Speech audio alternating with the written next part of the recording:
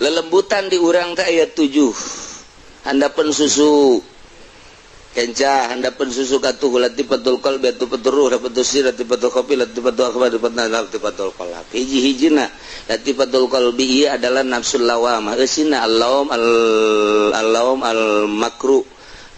terus alam terus beres eta terus latifatul beres geus kabeh diberenya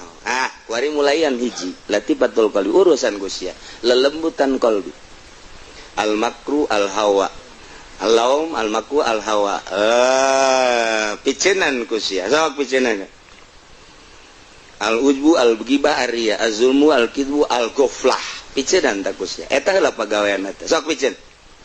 picenan terus zikir terus tafakur naiklah ke muraqabah urusan eta teng makomna makom ieu kuari urang geus datang ka makom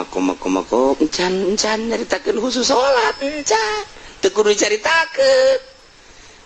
beges ieu mah panjang dongengna ieu mah singkatna bae datanglah urang ka makom ieu tah kudrat ieu makom teh makom hikmah geus ninggalkeun hikmah kuari ka kudrat